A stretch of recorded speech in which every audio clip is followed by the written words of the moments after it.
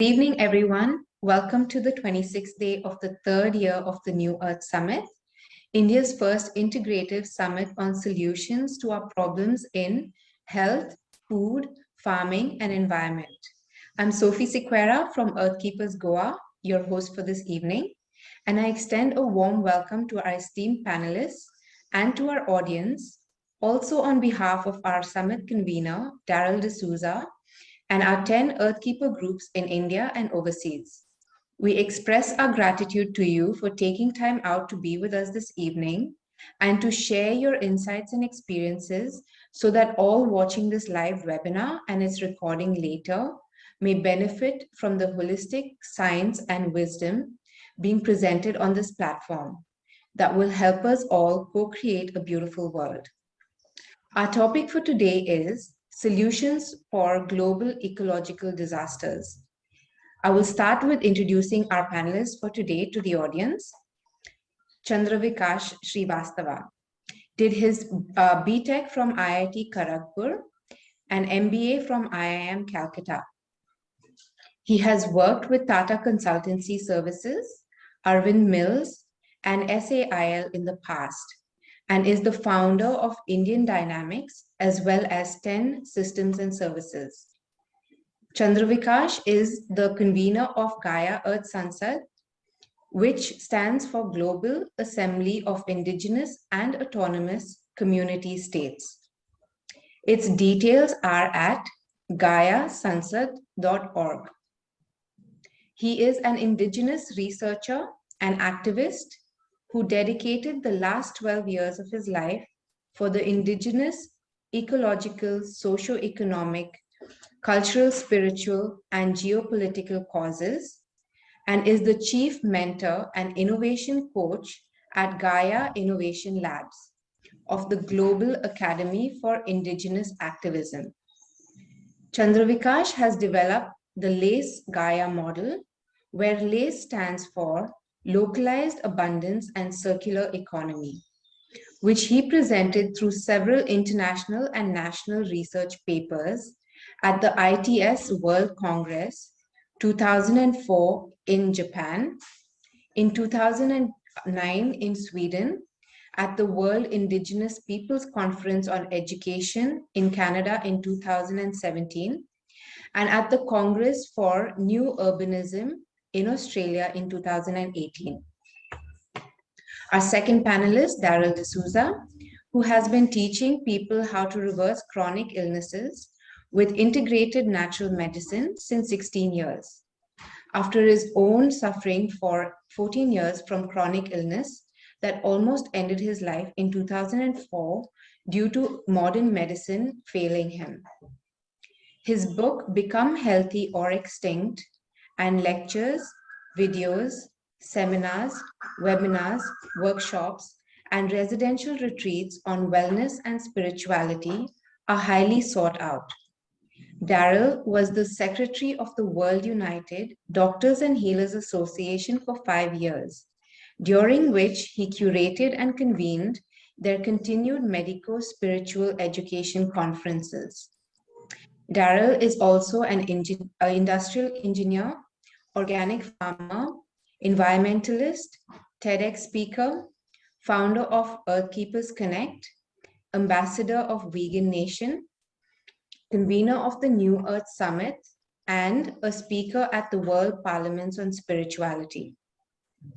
For over 22 years, Darryl has been researching soil, animal, plant, and human biology, marine biology, planetary ecology, and holistic living, which has inspired him to do the New Earth Summit as a platform to showcase their integrated and symbiotic functioning.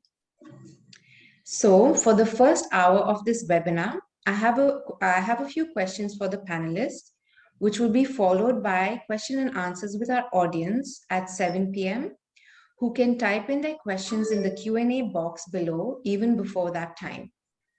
If you would like to receive the recording of this webinar, please subscribe to our YouTube channel, The New Earth Summit. Now for our questions to the panelists. Chandra Vikash ji, could I start with you? Yeah, sure.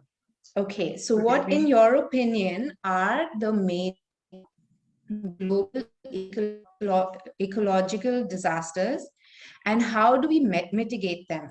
Or can they actually be halted in their tracks, or even better, reversed to a point in time where we had healthy food, water, environment, and social structure, which is clearly not the case now due to the failures of the United Nations and the World Health Organization?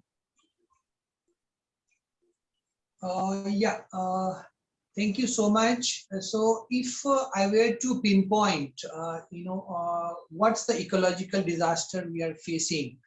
Uh, it's very clearly that there is the role of the human species in it, because every other species continues to live in harmony with, the rhythms of nature.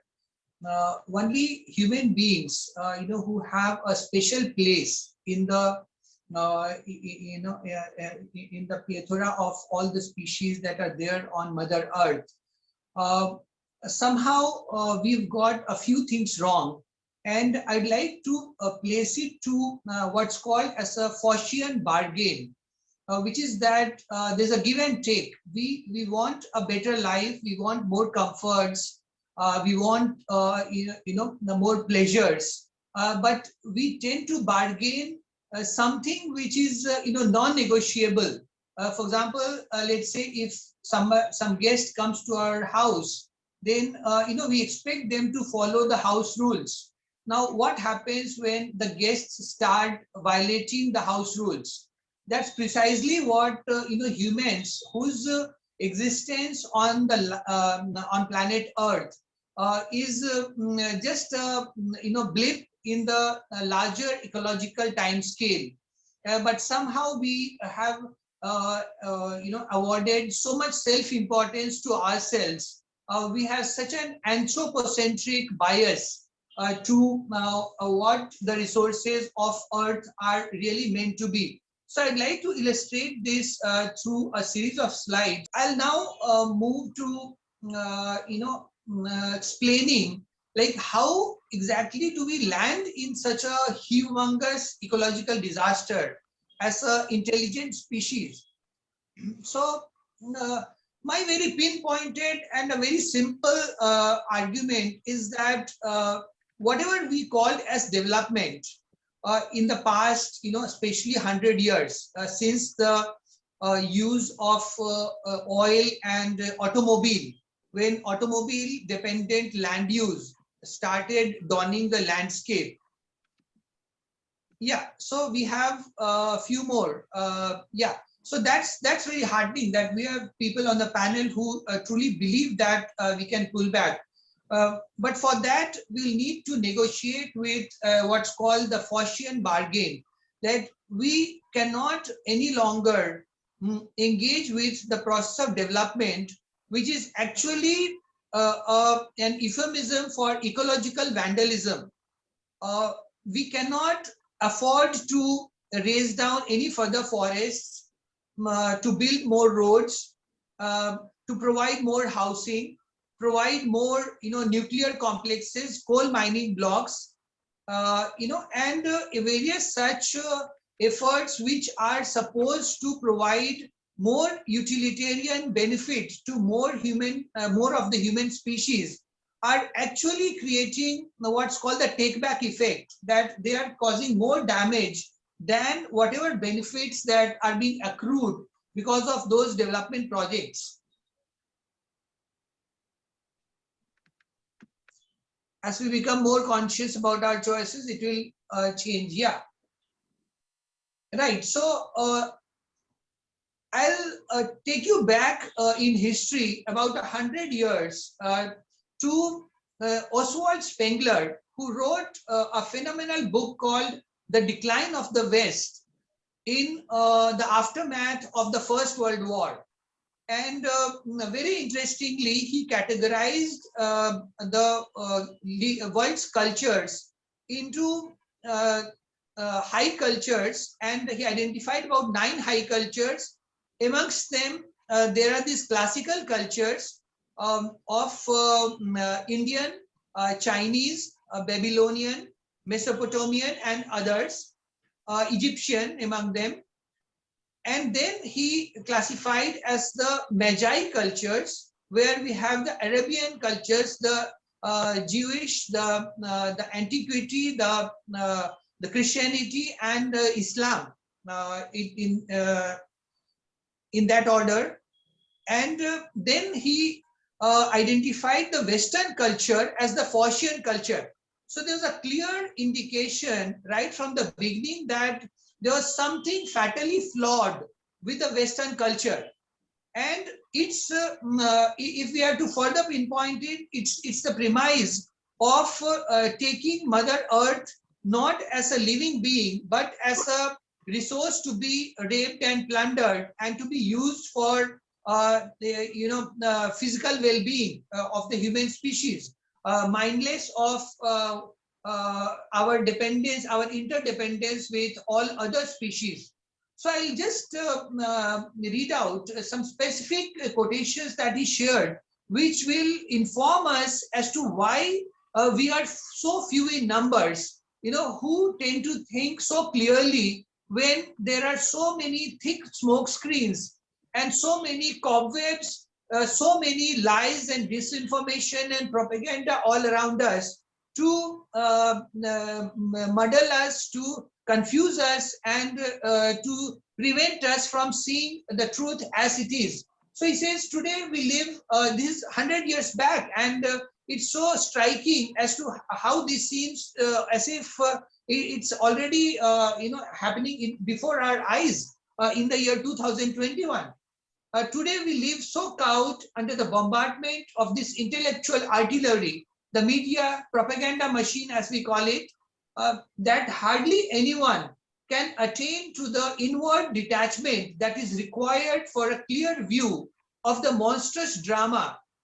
The will to power, operating under a pure democratic disguise, has finished off its masterpiece so well that the object sense of freedom is actually flattered by the most thoroughgoing enslavement that has ever existed. So we needed to shake and stir a little bit. So I'll do that as I read through the next quotation, which is equally prophetic. It says, through money, which we take as as our survival resource. We need money to survive, is such a ubiquitous belief, and also for status, for our well-being, and for us to live a good life and think further. So it says, through money, in a very short quote, democracy becomes its own destroyer after money has destroyed intellect. It's a very pithy short quote, which is very profound in touching upon the deeper simplicity of how money, which we also call as Maya, the matrix that has trapped us. Because the further we see, even the brightest people, the academicians, the thinkers, the activists, we are all trapped in the money matrix. The third quote that he says, and that's not all, there's a much bigger shock to follow in the next slide. Long ago, the country bore the country town and nourished it with her best blood. So we all believe that the village is the mother, and the country town, the city, is born out of it. Now the giant city sucks the country dry insatiably and incessantly, demanding and devouring fresh streams of men till it wearies and dies in the midst of an almost uninhabited waste of country. What a humongous waste of our talent, our resource, our imagination. Now, what did the Indian thinkers, when Oswald Spengler wrote this book in 1918, what did people in India think of Oswald Spengler? So that's equally remarkable. From S. Shrikant Shastri in March 1929, about 10 years later.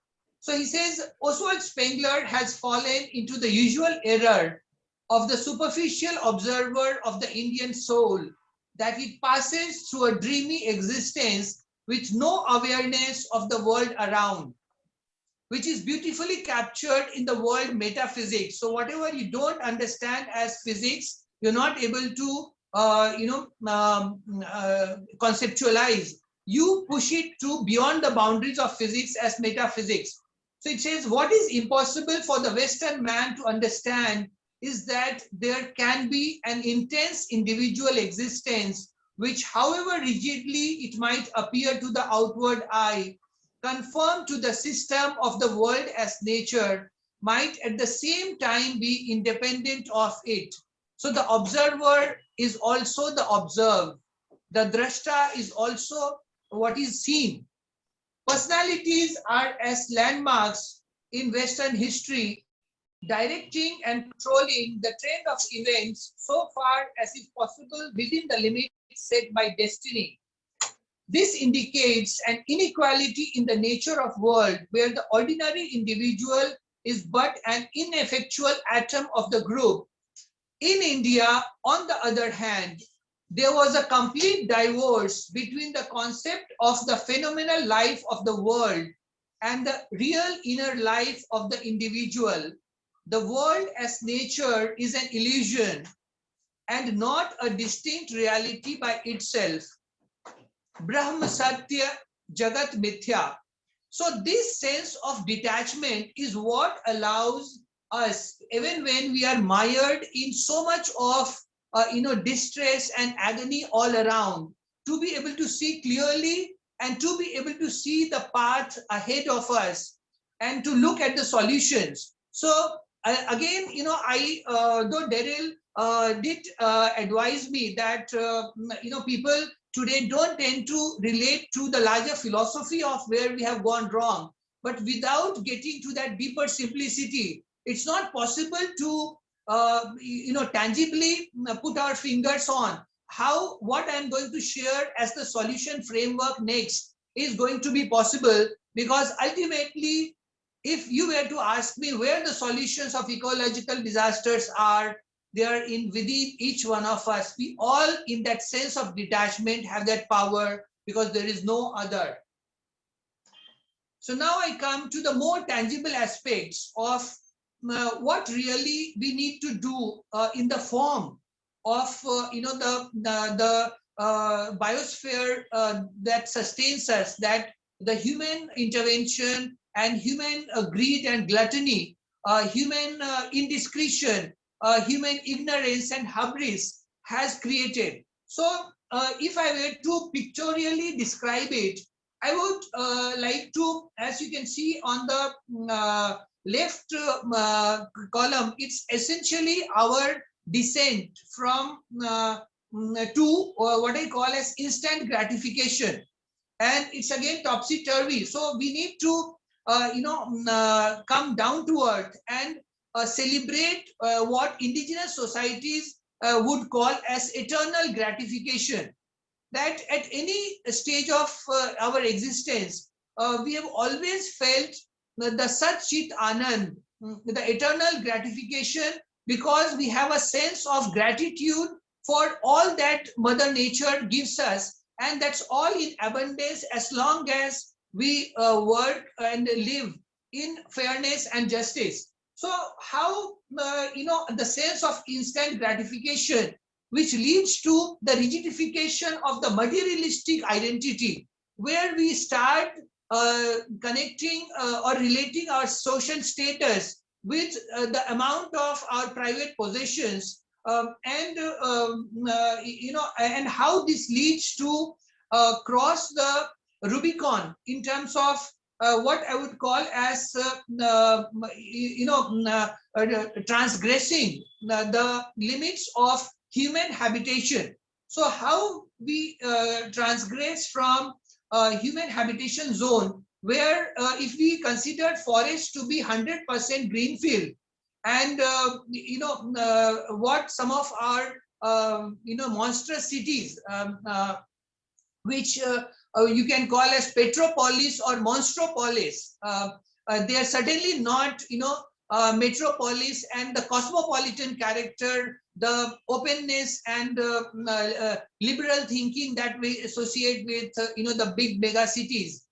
So between them, we must acknowledge that from forests at 100% greenfield, at the most we need countryside, the rural areas at about 5 to 7%, and in no case urban areas should cross a 10% of built up environment, which includes the paved surfaces. Beyond that, it constitutes as sprawl, and beyond that is what I would call as concrete graveyard, and which is also erroneously called as concrete jungle, which I think is a big misnomer. Jungles are absolutely 100% greenfield.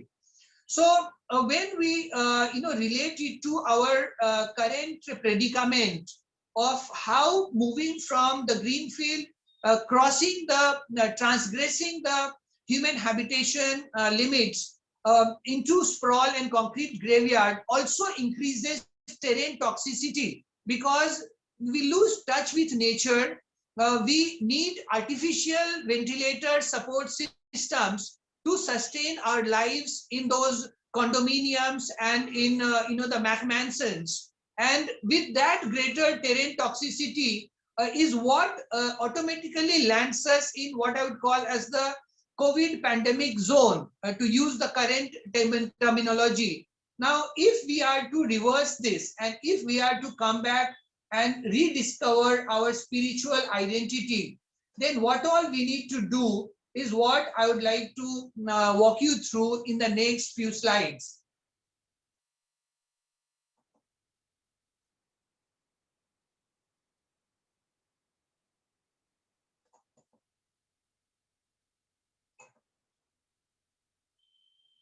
Yeah, so before that, how do we move from instant gratification to eternal gratification? So here is a testimonial of one of the leading scientists today, who was also an advisor to the US Climate Change Council. Now, I used to think, this Gus Speth, I used to think the top environmental problems were biodiversity loss, ecosystem collapse, and climate change. I thought that 30 years of good science could address these problems. I was wrong. The top environmental problems are selfishness, greed, and apathy. And to deal with these, we need a cultural and spiritual transformation. And we scientists don't know how to do that. Now, this is a very humble acknowledgement of what the nature of the beast that we are grappling with, the inner struggles with our own selfishness, greed, and apathy. So human habitats, by this, how does this reflect on the form? So like in our body, if we eat too much of acidic substance, then it can cause cancerous environment. So similarly, converting vast tracts of greenfield into brownfield, as well as greater water, air, heat, noise, and EMF pollution has created carcinogenic, toxic human habitat that affects various aspects of its life, not just for humans, but for every other species. Technologies have advanced to a great extent, and it has crossed what we would like to call as peak civilization mark, beyond which it has begun to degenerate human habitats and cause various diseases and degeneration of the human body, mind, and spirit. So, so where exactly did we go wrong? We were going onward. We had the European Renaissance. We had such tremendous leaps in inventions of the steam engine, of the rail, of the telecommunication systems. So where exactly did we go wrong? I think one of the eco-anthropologists by the name of Andre Gors, he identified it as the mismatch between the growing urbanization and the car culture. So he very categorically said, if the car is to prevail, there's still one solution: get rid of the cities. And even though many people even today tend to disagree that visibly the ecological footprint of the automobile doesn't seem to be much, because we have so many devices like catalytic converters, and we have various stages of refinement of fuel.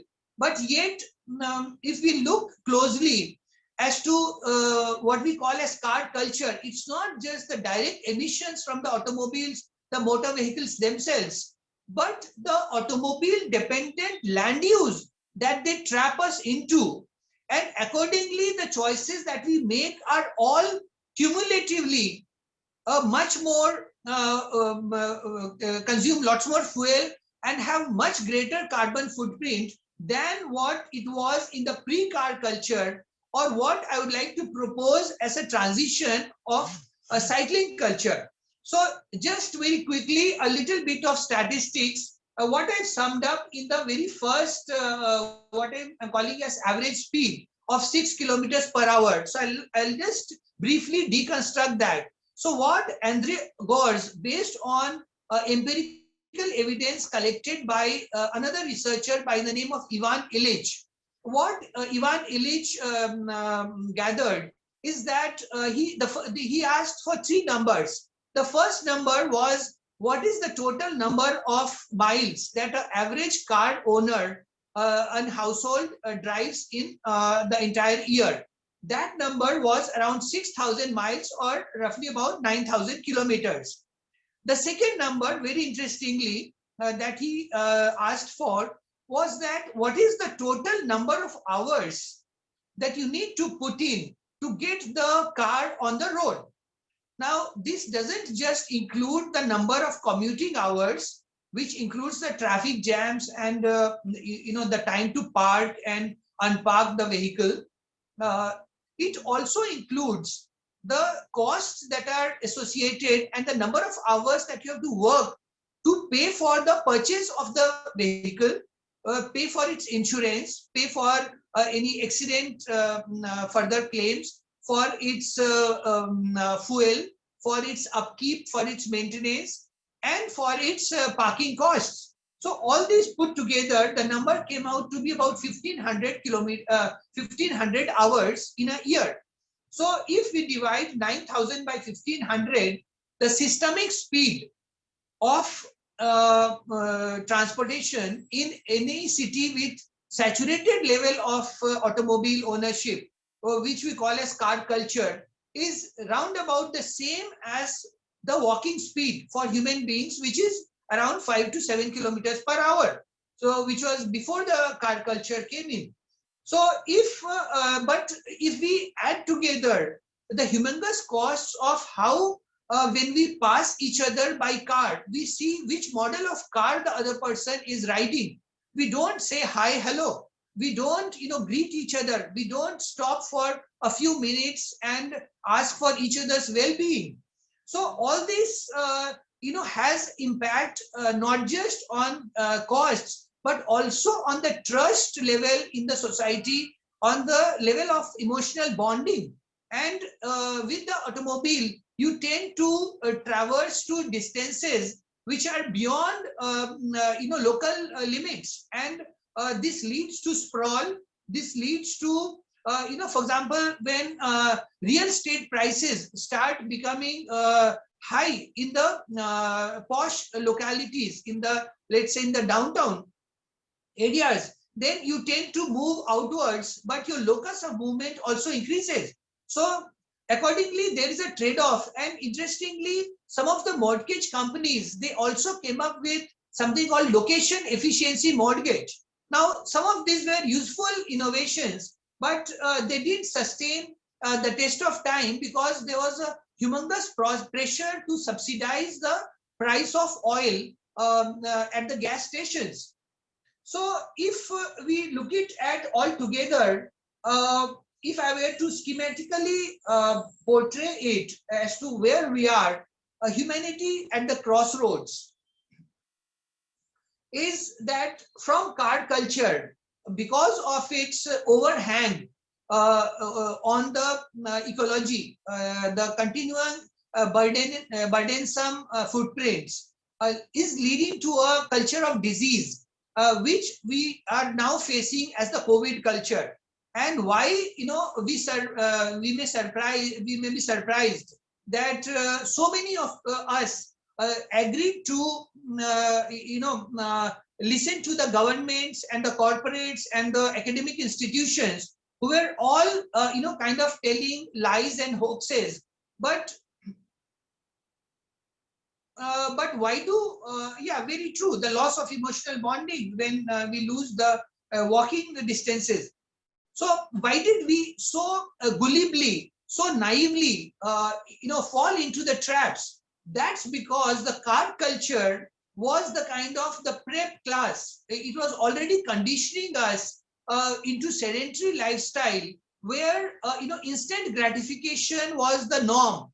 And rather than build our immunity, over the years by eating good quality food, by eating, by living, improving our living conditions, well ventilated houses, sufficient exercise, outdoor activities, more of, so instead of that we chose to, the digital comforts, and that was all prepping us. And when the WHO realized that 96% of the people in the world are not healthy, that's a vast majority. It was just, we were sitting ducks for any kind of hoax and canard to be played on us, which would tell us that something, a quick shot of an injection would create that kind of immunity, which we forego in the process of our sedentary lifestyles, and when we get trapped into it. And the immediate next step over the cliff is human extinction, which we don't want. So now many of us are kind of in for rude jolts, and we are now, in so much of a state of shock, so much in paranoia, in panic, and it's leading to what many scientists are calling as mass psychosis. So if we are to come back to normalcy, then one bridge that we need to, traverse is the cycling culture. And this also reminds me of another famous quote, is that the most difficult decision in life is about which bridge to burn and which bridge to cross. So cycling culture, which we somehow cast aside, especially in feudalistic societies like India, now where there's lots of hypocrisy about, looking at automobile as a status symbol and looking at cycling, especially for utility purposes, not for recreational purposes, as something that's a poor man's choice. So we need to create this, what I would call as the proverbial Ram Setu, as a bridge to safe harbor for conquering over the lies and canards and hoaxes, the Sone ki Lanka.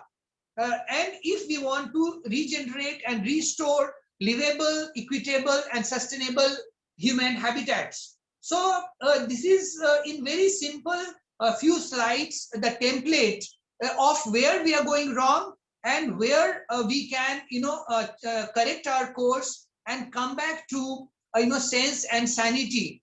And as I shared in an earlier presentation, what it does is that it creates, very magically, very miraculously, lots of vital and precious and critical community space, time, and trust. And these are all that we so urgently need to be able to re-establish the kind of community living, the kind of eco-village that, Darryl so eloquently and so beautifully romanticizes about his childhood. And all of us do, not just in India, but around the world, of, the idyllic villages where things were on a very musical, rhythmic, patterns, and everything was accessible, and there's so much time really for leisure, for, the small talk, for some musical sessions. And paradoxically,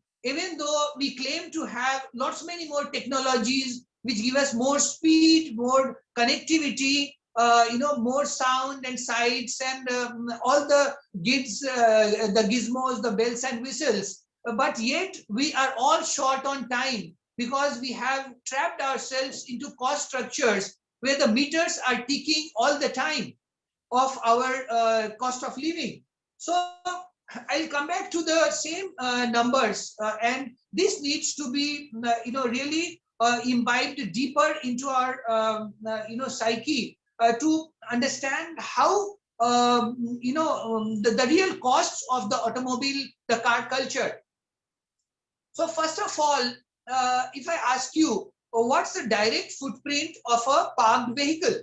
So all of you can answer that it's about 10 square meters. So if you take some amount of maneuvering space. But if you look at it practically, there's one parking slot at your household, there's another at your workplace, there are apportioned parking slots at the marketplace, at the school, at the auditorium, at the healthcare center, the paved surface that you need to create to take the car up to the parking slot, the drains that you need to choke, the ramps that you need to build. Now, all that is happening right where your living space is, where you need to walk, where children need to ride on a bicycle to school. So all that gets damaged, ruptured, in a state of disrepair.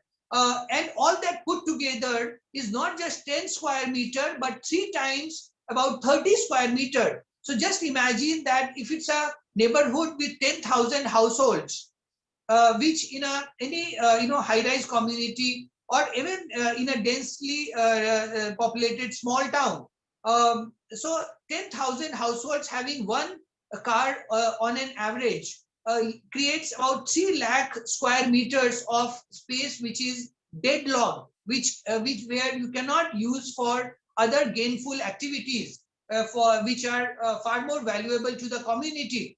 So if we, let's say, split this 3 lakh square meters into creating, making the neighborhood as zero to landfill and create waste to wealth. So, so essentially, what I'm driving at is that by brick by brick, if every neighborhood starts giving up these 3 lakh square meters, now imagine if more food forests are created, if more space for water reservoirs are created, if more indigenous pasture, livestock pastures are created, if we don't, we have cottage industries using urban mining practices to use every thing that we consider as waste as a technical nutrient, we would have humongous number of miles, millions of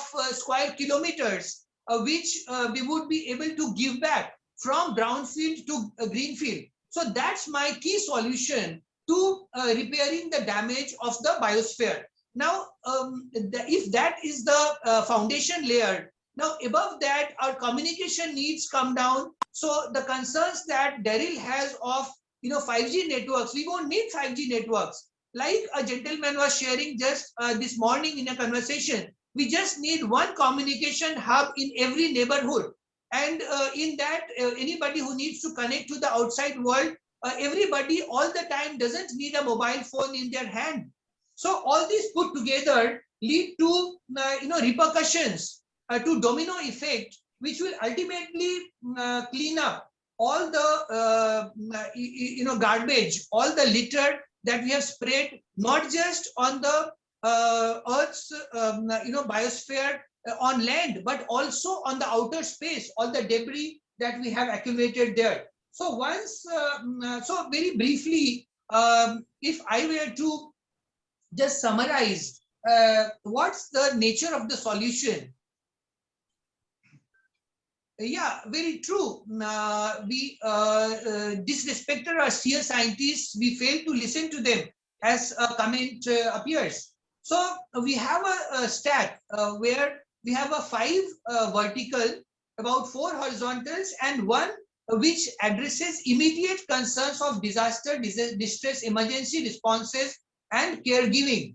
So the 5 verticals that we have are food abundance, water abundance, zero to landfill, waste to wealth, people and ecology friendly housing, and people and ecology friendly transportation. That's all we need for a rich and abundant and prosperous and healthy human habitation. At the same time, we need the horizontal support layers of communal, caste, creed, ethnic, and gender harmony. When we have more time to think peacefully, we don't when we don't jostle and grapple with each other, fight for resources, because we have so much of abundance from our local area itself.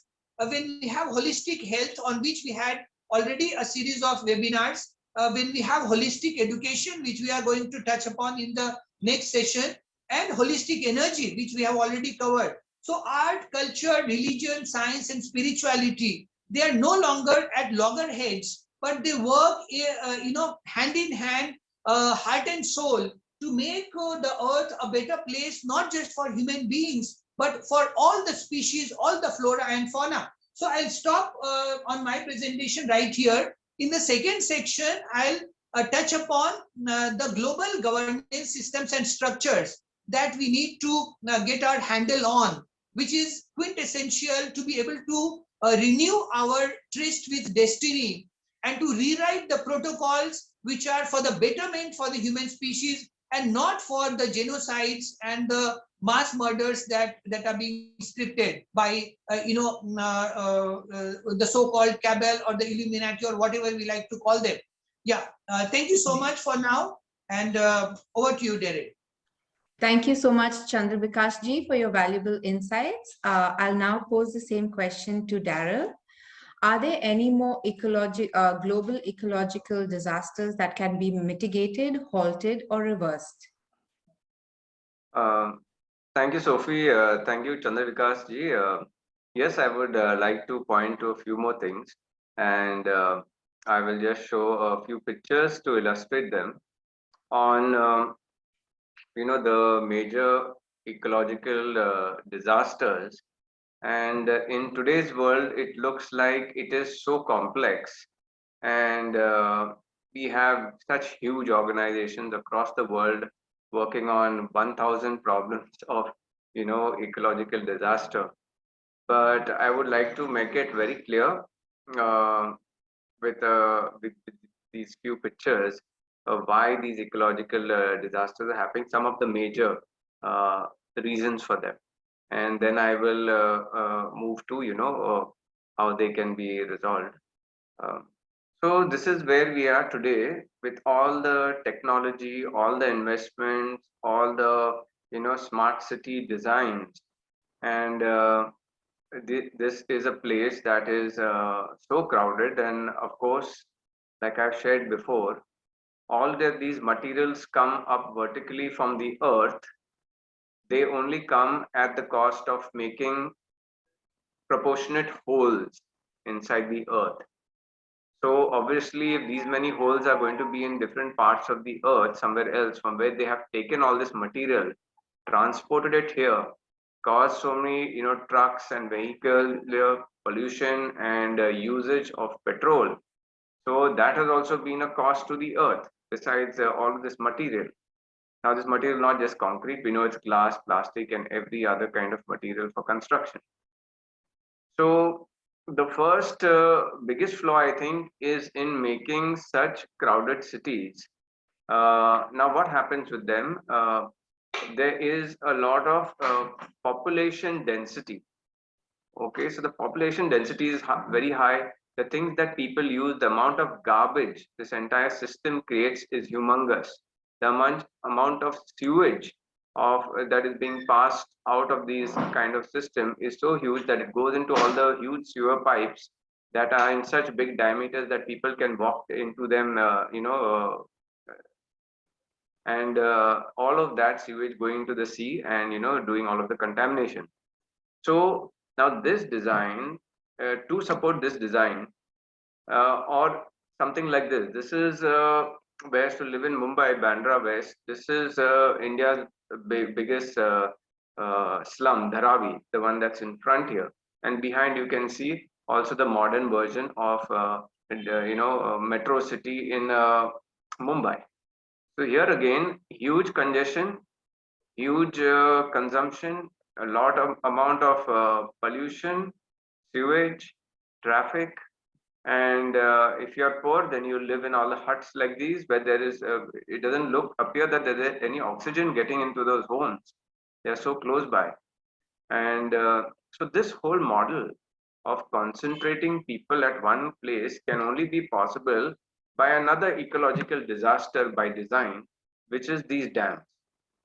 Now you can see all the negative aspects on the dams on the right hand side, how it damages ecology, how it damages the animals and the fish that are living over there.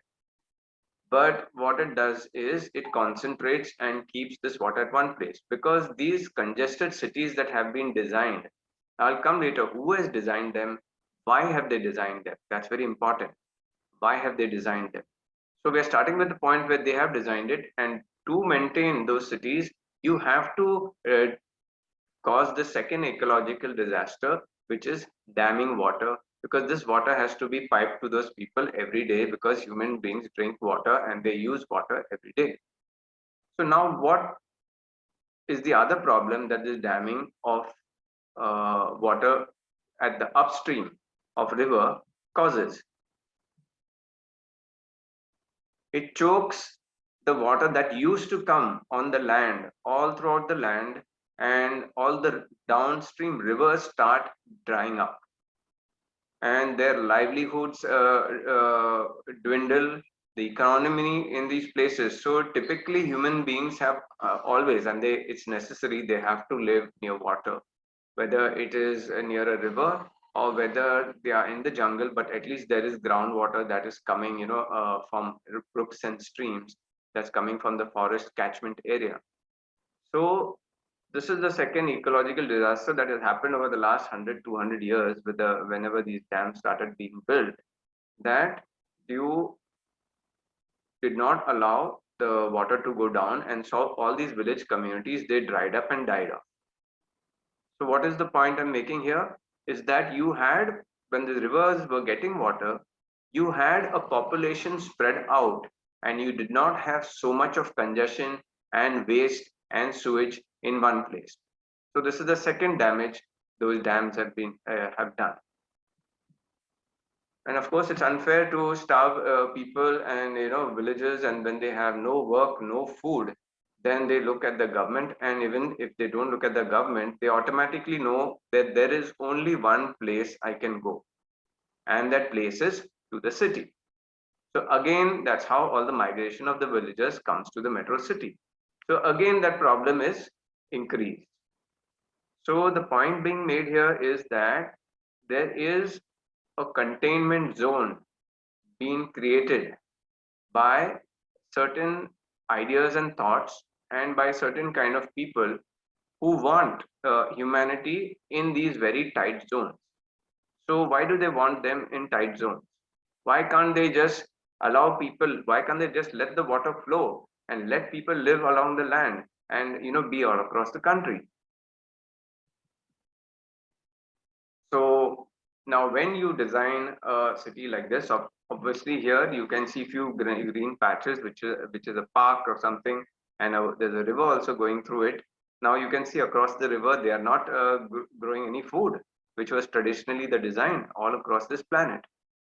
So because there's no place to grow any food, so therefore the food is grown at some some different place, which is called the countryside. And that brings the next problem, where your food is produced somewhere else, and every day it has to be shipped or trucked or flown by plane to you. And so it comes to you in this on the right hand side. So instead of fresh food, that's the second problem, you are getting all this packaged and processed food, because it has to have preservatives, because it cannot last and be fresh if it's coming by truck over a day or two. So again, there is a control system building up here, and in this control system on the right hand side, all the money is going to these particular food manufacturers, who are hand in glove with feeding these congested cities. So you have what is turning out to be a big business where people are made to gravitate towards these controlled places because they are smaller in size and they're not all across the country. For business entities who make buildings for them, who supply them the food, who give them their jobs to run these cities. So it is a complete business system that is pulling these people to the metro cities and causing this ecological concentration and disaster. Now, at the same time, that's where we had shown in the previous presentation, from that village where your food is grown till your city where you are sitting on your at home or in the restaurant, this entire food supply chain comes. So earlier, where we had people who had land around them, just growing the food and it coming to their table the same day without all this infrastructure in between. So what does this infrastructure symbolize? It symbolizes a lot of material, lot of go downs, lot of trucks, lot of fuel. It just symbolizes to me a lot of extraction of non-renewable resources on the planet that are now no longer available to us. They are used up forever.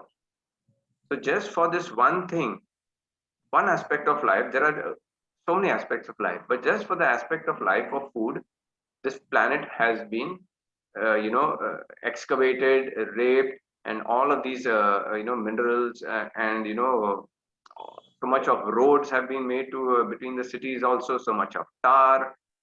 So I'm sure that there are better things. If people are there and population is there, we can genuinely design a better life and give everybody what they need without creating this long distance between this city and the places that we grow. So for me, this is one of the most fundamental flaws of design on this planet that has created all of these thing in between, which is not actually required at all. And it has cost the earth over the last 200 years. Now, second thing is this fully corrupted medicine system, which we are all suffering from right now. Because you are in the city, you cannot grow your own medicine and herbs and all of that. In the earlier presentation, I gave a lot of details where the plant economy, or where I explained that plants are not only our food, they are our medicine. There are so many utilities in the house. They make our homes and so many things that we require. You can actually live a life just based on maximum plant material. And that's what the indigenous people on our planet were doing for the last 10,000 years. Okay, so now we have come up in this metro city, and again, on the right hand side, it is benefiting these people who are making all their medicines. That also corrupted version of medicine. It cannot be called medicine. Medicine, if you look on Wikipedia also, it is almost saying that medicine is something that you take for treatment. But what about healing? I mean, as far as we know, we only take medicine for, and the resultant should be healing. So you see, even the Google search and all of that information is corrupted, that we no longer understand that medicine means something that should cure you completely. So, so again, living in the city, if you were living in the village, you could have had herbs and healed. But now you're living in the city, so you have to pay money to a businessman who is hand in glove with the city model. So they make whatever rubbish they want and give you, which does not cure you, so that you keep on living a sick life in the city and keep on paying them. And just look at this. This is, aluminum is there, plastic is there. Again, the earth is being used up for even trying to keep you, non-symptomatic. So, so this kind of model where it requires a lot of transport. Even your entire, when you're separated like this, you drive to work in a different district, and your home is in another place. Okay, so this has caused so much of traffic, so much of a road, so much of tension to people. Their lives, I mean, 1 hour in the morning, 1 hour in the evening, is being used just to go to work, which is so unfair. And all on the left hand side is all the transport of food, which is also completely unnecessary. Now, this is what is happening to the earth with all of these systems. All the forests are going, because the consumption in the cities are going higher and higher, and you cannot grow anything in the city. So nobody's looking at the forest. So all the forests are being cut down. Then again, the drilling of oil, the mining for all these metals, the sand excavation. So the destruction of the earth is a direct result of these metro cities. And unfortunately, this is what we are all resigned to, that once a place in a metro city, this design plays out and it's so disgusting to live over there, we run away from there. Like people are leaving Delhi, Bangalore, Pune and all and coming to Goa. So definitely that is an indicator that it's a model that has failed. And now the next thing is, this is a wonderful movie I saw over a decade back, and it's called Chasing Ice. And it was to debunk this notion that people were saying that glaciers are not melting. So this amazing photographer, for over a span of 10 years, he mounted, like you can see, all these weatherproof cameras all along the glaciers, and which were taking time interval snaps. That means after every 1 hour or after every 3 hours. It went on doing this for years, and then he took all those snaps together and he put them in a movie back to back. And in that movie, it shows that each of those 3 4 glaciers that he saw, you can see that glacier melting on a time, as the time period goes, and you can see the entire thing melting. So why is all this, so much of this melting happened over the decades? It is because of so much of heat that has been created by all these vehicles and all those machines and factories that have been running to make all these processed foods, when we did not, nobody needs any factory to make food, but the factories have been running to make food, to make all the plastic chairs, to make all the things for your, that concrete city that you are living in.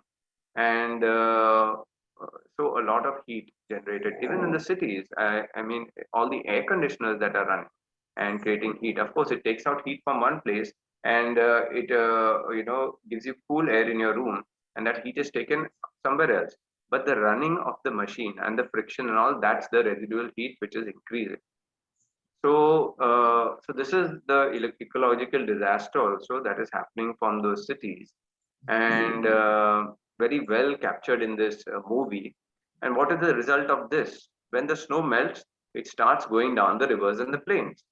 And then you have the next ecological disaster, which is flooding of all these villages that had no, method of stopping all of this. So this is the flash floods in all countries. It is happening across the globe. Um, so direct result of rising of this. This is in some village, but even the sea levels are coming up, and the coastal huts or the homes have to go up further or get washed off in the high tide.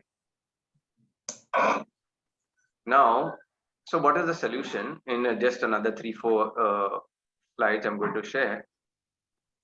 The biggest problem starts over here, where this education of the so-called great modern sciences are being taught every day to make those disruptive cities that have brought us to a point where we do not have another 25 years of future on the planet. So the first thing I'm telling people is, stop going to these useless institutions that have destroyed this planet over the last 200 years. We know that the indigenous people and the natural principles of living and food and everything, and arts and culture and everything, went for 10,000 years, and they kept the earth. That's why I call them earth keepers. So the first thing is, stop going to these places that are creating such cities, and these are bogus sciences, they are destructive sciences. Second is, how did these universities come up? It just came because of some groups of men who call themselves businessmen and capitalists, who on the right hand side, I'm just showing that there were natural communities that were existing across this planet. Now these guys on the left could not just leave those guys alone to do their work and carry on for another 10,000 years.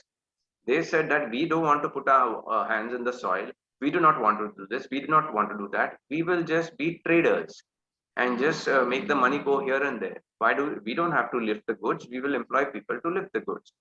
So they just started becoming traders and moving things from here to there. And that is why all of these machines and so much of vehicles and all started being made during the time of the Industrial Revolution. And these are the people who started controlling the system. It is their kind of, this capitalist kind of design, who puts in money into a system looking for high profits that others work on. They could have done all of this in the decentralized, they could have gone to villages and given their funding and all that and made villages self-sufficient. But that was too much of work for them. They wanted all the control and power at certain points where they can operate it. And so these are the think tanks that have designed all these metro cities and kept all of us in a control system. So that is my biggest point to people now. Can you still be part of this control system? Why do you want to be part of it? Because it is making you sick, it is getting you stressed. It's got full Wi-Fi and 5G and all this rubbish that they think is necessary for life, when the truth is it is not necessary for life, and you're having a very sick life in the city. You can have a much better life in other places, which I will come to. Now, this also is this is the result. This is the result of these entire systems that they have devised. Such things were not existing earlier in self-sufficient indigenous communities. They all of them had food. Nobody was ever starving. There was no poverty. There was no hunger. There was no water problem. Education was complete within the space. All the education you needed was to how to run your community and play your part in the community. Maybe you had 1 2 skills and all, and you could have a beautiful life with that.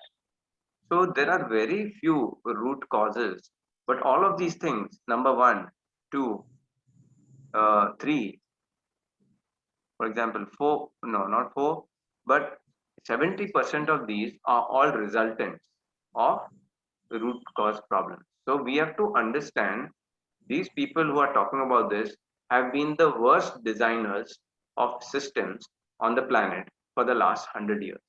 And all of these have been caused by their wrong model.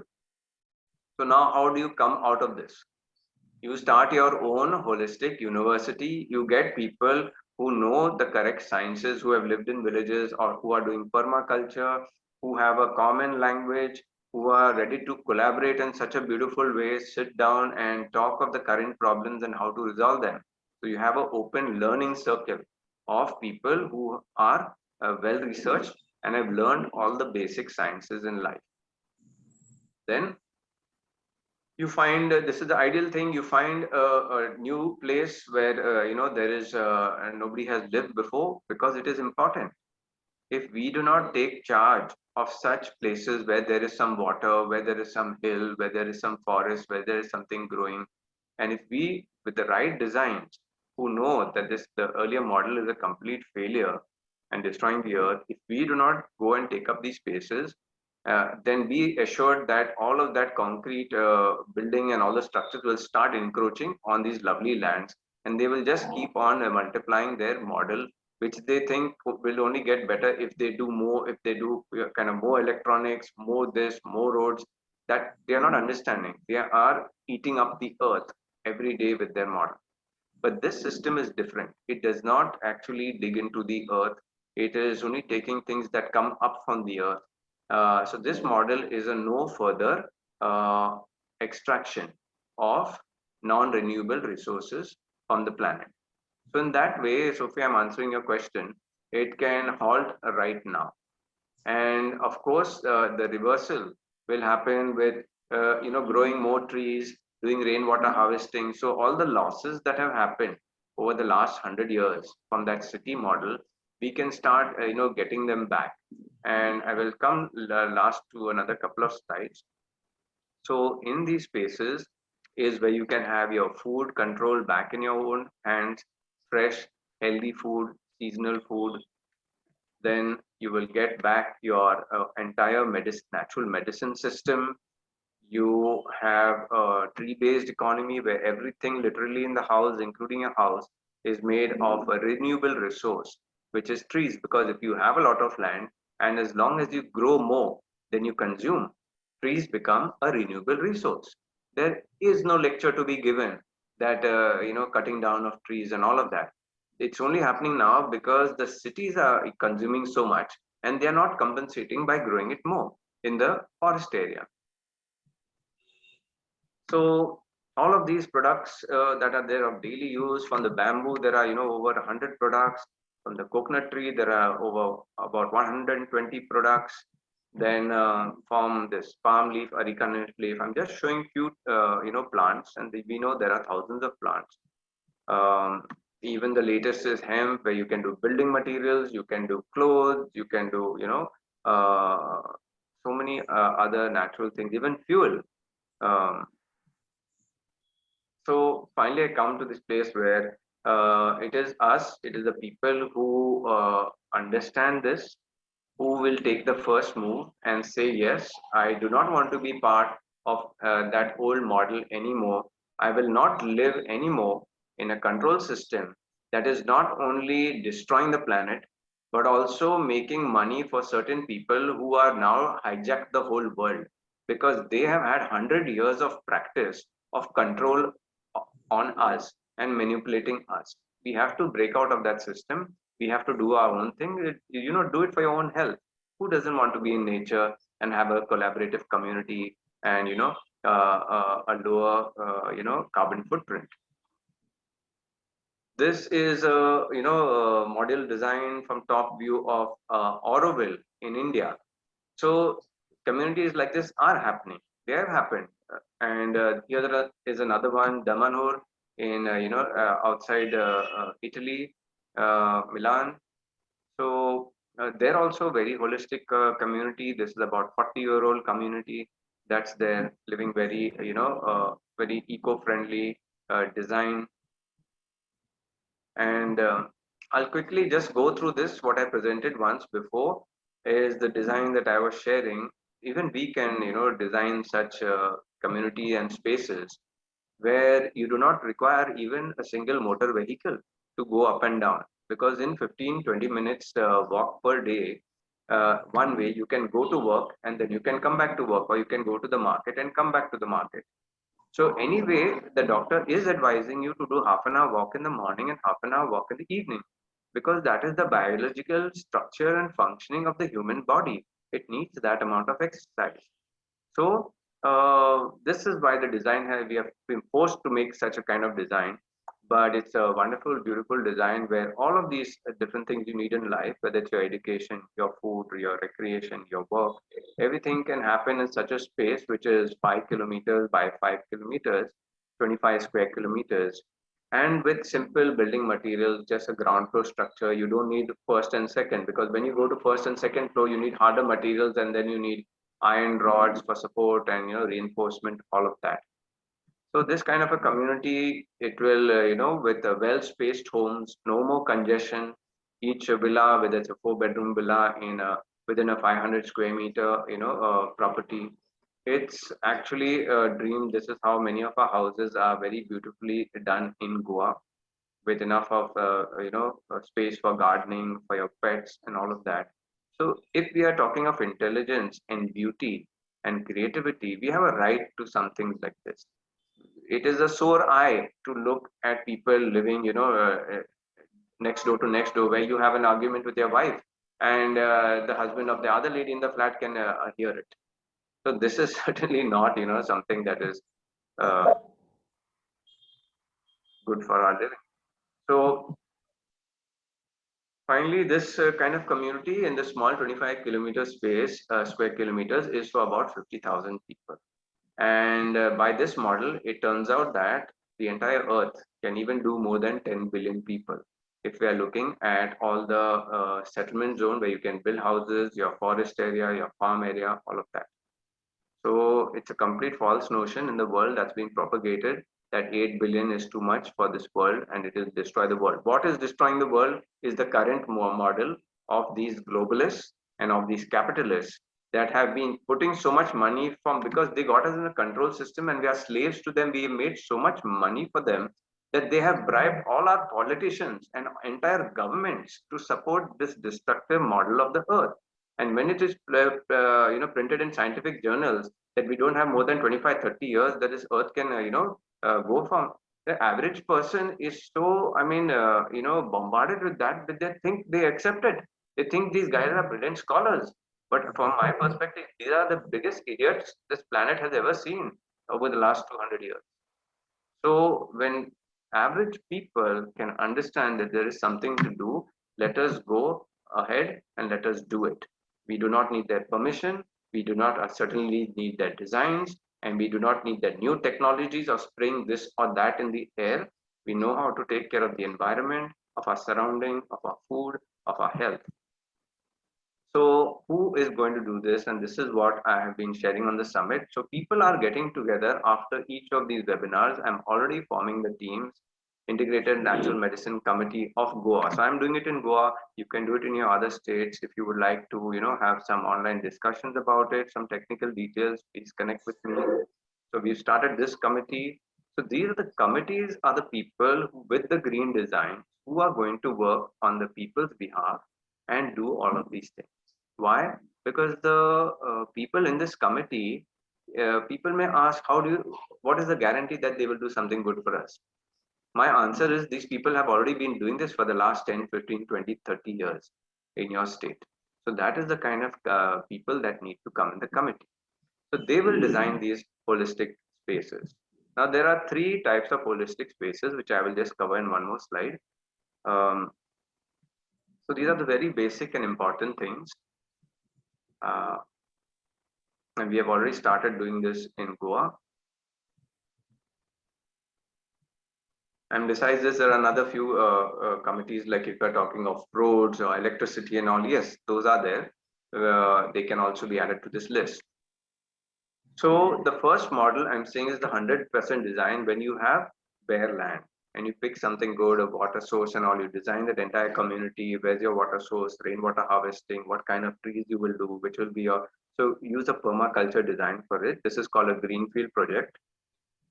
Then this next is the so-called, beautiful Kalangut beach, Kandalim beach of Goa. And isn't it an eyesore? So much of, there is some green space in between. So this is what I'm saying is the place where 80% of those designs can still be implemented. You can still grow green patches over here. You can still conserve your beach. Okay, so the left hand side is the sea coast, and then there's a tributary coming inside, and that's Nerul River, what people in Goa know about. And then there is also this Mandovi River, which there's a bridge that's going from top to down to Panjim. So this is the second level of work where we do with existing communities. How can we make it more green? How can we first of all bring the right policies so that the panchayats do not go and concretize this more? They should not increase the population density of this place, because then this air will become unbreathable, and then either we will have to go on the left, that is we'll have to jump into the sea, or we'll have to go into the jungle somewhere on the right? So this is the second plan for the existing spaces in villages in Goa or anywhere across the country. And then is for these places where we have this, yes, we can make more green buildings, like Chandra Vikash ji is presenting, and I think he will continue to share more. Conserve those parking areas, start doing a little more green activity. But my final word on this is that every day that people live in this place, the products and services that go into running a lifestyle in this, it is damaging and using up the earth every day. So that's the point I want to clearly make finally, that the sooner people move out of these spaces and come into greener spaces for their own health and their own, well-being, and for their more recreation, and they should do it. Of course, some people have financial ties to such places where they have taken loans for their homes, or they want to live in it till the building is not, going for redevelopment. And most of these concrete structures, they do not last more than 30, 40, 50 years. Whereas the mud houses that, even I'm living in is close to 200 years. So even the natural systems are beating such systems in, longevity and in health. So yes, maximum, if you have to stay in your place for the next 10 years because the building will go into redevelopment, fine, stay there. But know that every day that you are still contributing to, the damage to the earth. But yes, you can stay there. But when you shift, please see that you shift into a better model. If you have the chance, that's what I did 10 years back. That's why I left Mumbai and I came to my ancestral home in Goa. So that's what I advise people.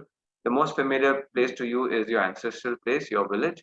If you are so stressed in the city now and it's not working for you, please go to your village. That picture that I saw, get 8, 10 like-minded people, go there for a picnic for 15 days, talk to the villagers, see what is less for them. And if they say education is less, then get teachers over there. You guys open a open learning school, and we will talk about that tomorrow, because tomorrow's topic is very important. It is because the current education system has manifested this sick model on the planet. And we have to have a new education system which is teaching the new way of holistic and healthy living that also is good for the planet. So, yes, so of course, so people can, transition out of this is the future I see of this planet over the next 10, 20, 30, 40 years, people transitioning out of these places. And if ever, on as this materials get bad and they fall down and there's a way of demolishing them and redoing something to the earth, maybe that can happen with whatever technologies, and I wish for that. But I'm very clear that people have to start, every passing day, they have to think more green and they have to live more green. That's the only solution to not destroying this planet in the next 25 years. So that was what I wanted to share, some of the major things about the ecological disasters on this planet. And unfortunately, people have been made to do this just by a control system and capitalists who wanted to control everything in their spaces. So be very clear that this destruction to the planet has happened because of control system, and you need to be out of it. You need to be independent, take your own decisions. Meet with like-minded people who want to stop this damage and rebuild the Earth, and that's the entire theme of the New Earth Summit. Thank you. Thank you, Darryl, for your valuable insight. I actually have a question. Are there any technologies that are actually beneficial for us, in the sense, is there a middle path where we can use technology as well as live in harmony with nature? What kind of technologies would those be?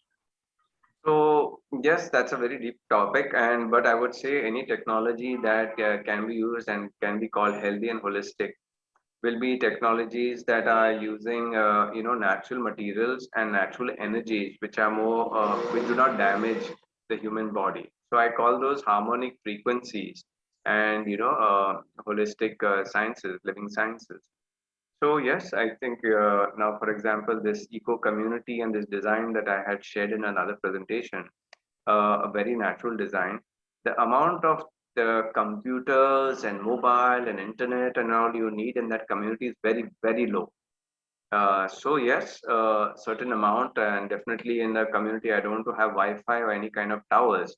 It'll all be cable internet at, like Chandra Vikash ji said, mentioned that certain places, certain terminals are there where people can use. So that would be cable internet. And the way the community is designed is that you will get a full experience of a beautiful life in the community itself, and you won't need to use so much of technology. So yes, but when the technology is used, we have to see that it's more safe, and maybe go back to 3G also instead of 4G, 5G that is causing all this COVID symptoms. Yes, that that's the way. Yeah, Sophie, I'd like to add a few points there.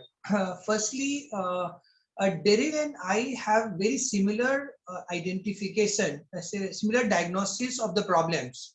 There we have very little, difference of opinion, but we are providing two different solution pathways. His is more visible and it takes a more independent approach, that you go out to a green field and you set up a kind of an eco village with maybe 10 people, 15 people.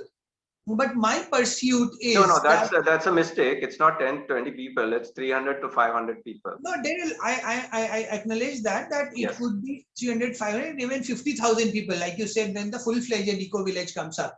No, Yes. I'm just pointing out that these two solutions will need to coexist, and that's the beauty of the integration that we are trying to achieve. We are not trying to achieve the monoculture of the sight, sounds and smells that the cities today present, which are all very boring, very monotonous.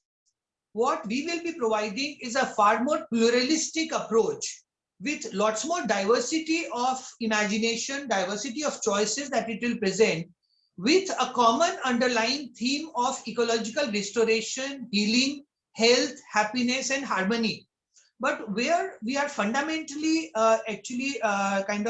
divergent is that I take the heart of the brownfield and I insist that let's be wherever we are and let us create a paradise right at the heart of the cities in a way that if we create those. So I'll come back, Sophie, to my presentation where I left off. And connect. So though I would not have the same amount of actual photographs to show, my representation is more schematic. But this is what it starts with. So let us say we take the Mumbai metropolitan region to begin with, or let's say to any urban agglomeration which is like city which has transgressed its limits. This is how it. So what we do is that we make interventions to bring it back to sanity, to its senses. And for that, the first thing that we do is to create a honeycomb-like structure where the white spaces, as you see them, are the network of arterial roads. And the green spaces and the blue spaces are the actual human habitats, the neighborhoods, and the blue spaces are the water bodies. So we create ample space for huge lakes and also deeper forests. Then as you zoom in further, what happens is that we create no motorized zones in each of the neighborhood areas.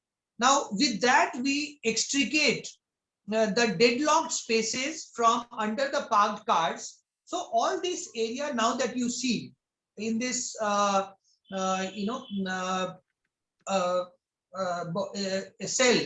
is now free of any motorized vehicle and also free of much of the paved surface, because to move people on foot, to move people on bicycles, to move ultra light electric rickshaws or cycling carts, you don't need tarmac roads everywhere. So we make roads of much lighter materials, maybe recycled plastic mixed with some rubble, like interlocking bricks. So all this space that gets freed up becomes like the eco village in Darryl's framework. Not exactly, because they will not be so spacious. They may still require not single story, but maybe up to 4-story. But as I have shared with Darryl, and there's plenty of evidence that 4-story structures can be built without the use of elevators and without using natural building materials which are locally available. So there are techniques, there are technologies that are traditionally available with us, with indigenous societies, by which 4-story structures, lighter structures, which are also earthquake resistant, which are also if they are flood prone areas, then they also have stilts. So all this put together, we create these home zones, and then we move the motor vehicles on the motoring tracks, and like air traffic control, we have land traffic control.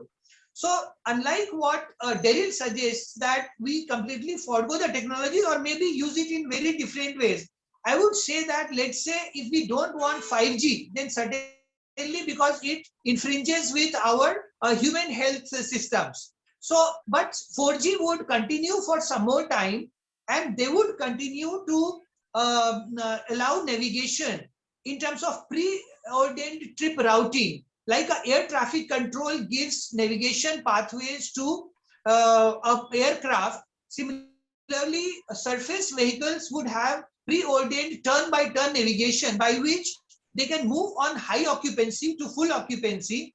So much fewer vehicles. So every car now becomes like a bus, like a demand responsive public transport system.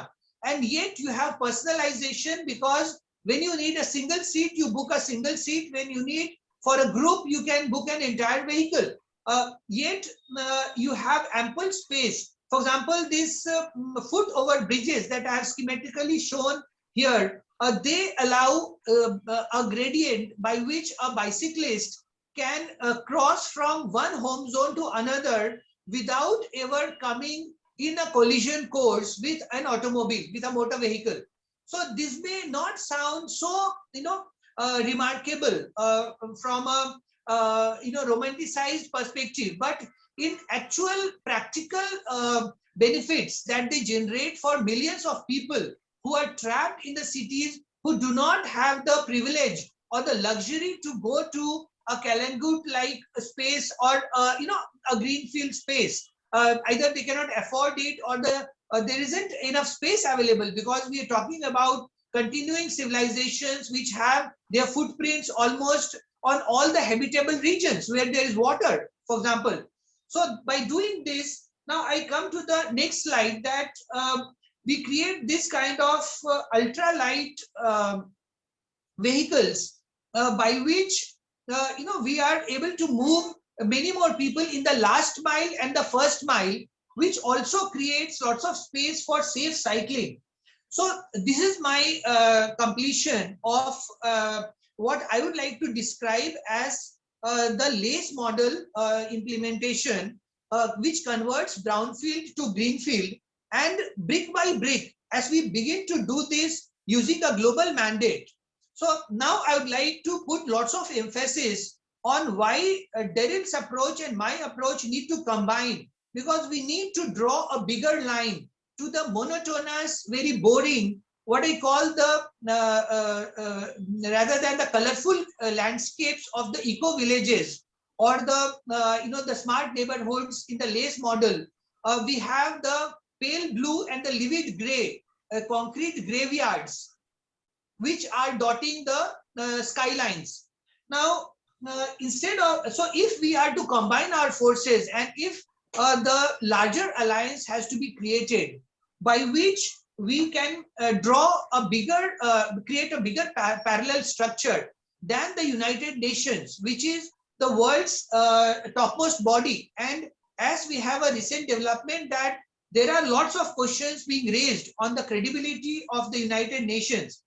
And I would like to again take you back to about 100 years, when the League of Nations was being formed, when the world was coming to terms with the need for a truly representative and democratic global body. And though it was just like a club of a few nations, the United Nations was not part of it, and similarly lots of other countries. Yet Rabindranath Tagore, in a lecture in 1921, clearly talked about the spirit of aggressiveness of the Western political leaders, which will lead towards separateness. And this is what we are witnessing today, 100 years later. So prophetic, so clear line of thinking that this visionary leader had. Similarly, he talked about the League of Nations dominated and controlled by a bunch of politicians, similar to robbers managing the police department. And when we look at a Joe Biden today, or Donald Trump before, or Emmanuel Macron, or Justin Trudeau, or even Jacinda Ardern, or Angela Merkel, all of them do have foregone their responsibility to the people of their own countries, to their safety, their health, their well-being, and they all are their hand in glove with the depopulation agenda, the Agenda 2030 that we all uniting against. The specter of bioterrorism that looms large, hasn't changed much in the 75 years of United Nations, now 76 years, which succeeded the League of Nations.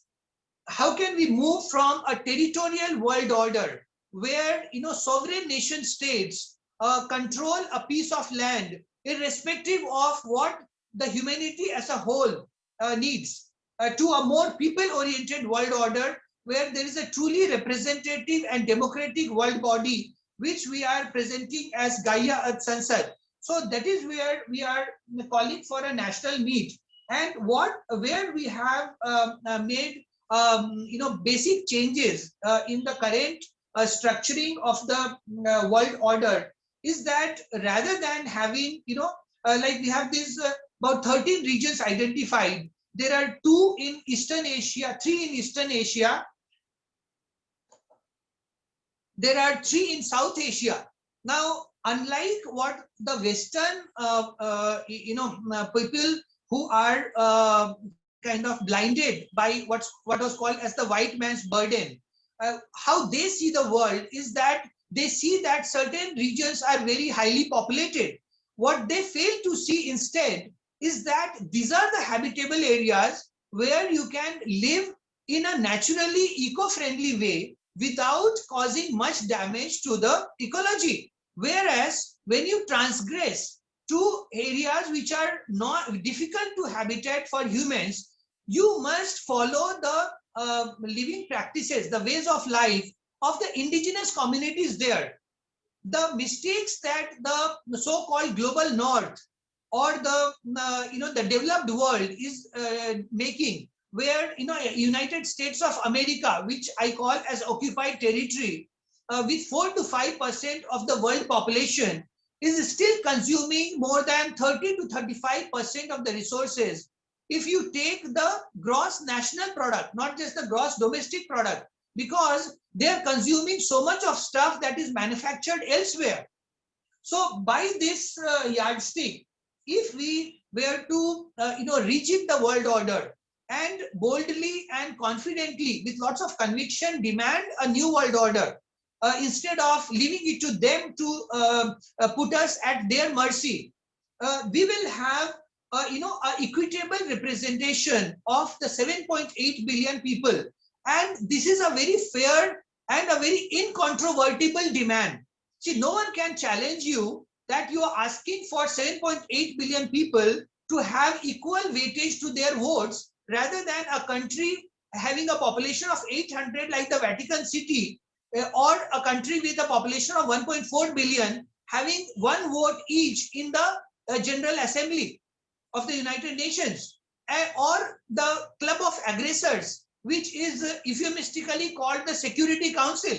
I mean, that's the biggest irony of our times. So unless we start thinking big, and unless we start questioning very boldly the fundamentals on which the present post-colonialist world order stands, we will not be able to get a handle on setting the rewriting the scripts, on rewriting the new protocols that we need. So why do we need to reset the world order, or we need to awaken, the great awakening, as lots of my friends and fellow travelers like to call it? So it's because it's infested with gaping inequality, injustice, a mockery of democracy, right from the United Nations as the common global body. We are not stepped out of the shadows of colonialism, subjugation of indigenous people as subjects and slaves. And the most flagrant example in just the last few days, the way the Aborigines communities in Australia are being treated in a most inhuman manner. We talk about detention centers, but rather than creating prison camps, the entire cities are turned into prisons, where the lockdowns in under different garbs are cramping people, crippling them into subjugation and slavery once again. So all the notions of equality, fraternity, and liberty are thrown out of the window in one master stroke. Similarly, the Euro-Western wars, dubbed as World War II, the dehumanizing European Holocaust, is being played again and again in every city. Bioterrorism, as Dr. Peter McCullough calls it, it has become far more complicated and continues to subvert indigenous peoples in several ways. So the current dystopian world at the brink of ecological catastrophe that we are trying to find a solution to, the red alerts have been sounded by the United Nations, and the best described as the subversive car culture. But beyond a lip service, beyond just what they say, do as I do, do as I say, and not as I do. a kind of, my way or highway kind of dictates. They are trying to bully rest of the world. The 1% is trying to bully the 99%. We must rise, we must awaken, we must rise to the occasion, and we must realize that the degraded as COVID culture as desperate attempt to kill large population by misinforming about the truth of the COVID pandemic, paralyzing lockdowns and vaccine as an antidote, whereas it's actually what I call as a time inverted bioweapon. So coming to the last slide, that we need to reset with the humble invention of mankind called the bicycle to begin with, before we go into far more deeper, indigenous techniques to restore, repair, and resurrect the glories of indigenous cultures and civilizations, as so many authors, and most recently in the just released book called The Dawn of Everything by anthropologist David Graeber and archaeologist David Wengrow, which is now one of the buzz of the global elite, people who really have sanity, want sanity checks, people who are not at peace, whose conscience is pricking them to stop this genocide in the name of protective vaccines. So that's where I'd like to conclude, my presentation, where I believe that while Darryl and I are almost on two, very divergent trajectories, as a whole, we bring together a pluralistic approach and an opportunity for more of us to come up with more imaginative approaches of newer possibilities, which in a kaleidoscope of the diverse portfolios will make the world more beautiful, bolder, braver, and a safe, sanguine place for us and as well as our children and coming generations. Thank you so much. Thank you, Chandra, Vikash ji. Darryl, would you like to elaborate or add to anything more before we wrap up today? Yes, I'll just reply to a couple of things when, yes. So, in my last few slides that I showed, the third last slide was the Greenfield project, where the pristine design serves the blueprint for the future of this planet for the next 2,500 years as an Earthkeeper's design, which is very holistic and natural. So there's a very big purpose in that, which is pointing towards the earlier flawed models that have been done on this planet. That's the first point. The second last slide was in the existing village of Kandulim. It is not a greenfield project, of course. Like you all saw, it has been over the years slowly being destroyed and being made into a city. So the second version I talked of was the innovation and the kind of little bit of rescue that can happen. For example, my neighbors around me are not growing food on the front side of the house or the back side of the house or using the maximum number of natural products in their home, but I do that. So that was the second model what I talked about, and definitely in that also Chandra Vikas ji's design is incorporated, where whatever green things can be done and people can go into cycling and we can reduce the motoring tracks. So the second village also that is there, it can be improved on with Chandra Vikas ji's design. And of course, the third was the metro city, the last picture that I showed, which is exactly what he is working on right now with the LACE Gaia model. So the integration and acceptance is already there. I'm very fine with that as well, because I understand it from a very logistic, and realistic point of view, that those metro cities, whatever green can be done in them right now, definitely has to be done. So so I would say that city model and the village model, it both incorporates what Chandra Vikas has already explained through LACE Gaia model, and we look forward to as we collaborate to get more and more designs into it. I will always look at it from the Earthkeeper's perspective of whatever natural material is being used, And also, if it is a 4-story building, I have the very deep designs of the health implications of those kind of structures. So we will work it out whether 4 or 3, or what I've said could be the simplest form, which is the ground floor.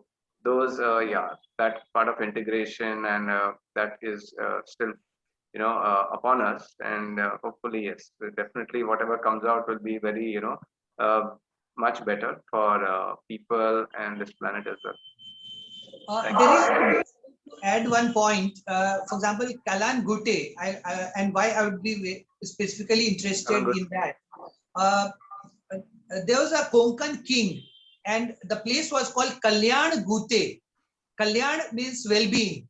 Yes. So it's very epochal that you're making a beginning from a place which was identified with welfare. It was actually the gateway of this Konkan kingdom. Okay, wonderful. I didn't know that myself, so thank you for sharing that. Thank you. Okay, so it looks like you all have sufficiently answered everyone's questions. We don't have any more questions for today. So I'll wrap this up. Would you like to add anything else, Darryl? No, I'm just reading the comment from eMedica. Yeah. Yes, digital culture has made it possible to bring us together because we have forgotten how to use the brain cells to make our thoughts and emotions travel in lightning speed. Who is going to reinstate the skill of mind travel? Metaverse, which is what is being talked of now, has been created to replace the power of our mind and emotions, responsibilities. And that era also faced same crisis as of today. All were killed for a few thoughts. Vaccine is doing it today. If we do not come together, then metaverse will be the new lifestyle. So yes, this is an important statement, and I just would like to reply, right? This is their story. This is what they are building up. That they want to build this metaverse and all of this very digital kind of future because this is their business. This is what they've been doing for the last 100 years. It is very simple. We have understood the flaws of the entire business, and it's not only killing us; it has completely messed up our lives. And we are very clear that we have to build our design and our talk and straight away go ahead, form the committees and do it. So that is the thing. We are listening too much of what they are saying. Now we have to tell them what we want, and not only that, we do not need their permission. We have to go ahead and do it. And if they ever stop us on the way, we have to tell them, well, this is what we're doing. If you want, you join us. Otherwise, continue. And the main part is them and us. The main part is this is the reason I'm doing this summit and all of these videos are being recorded and shared.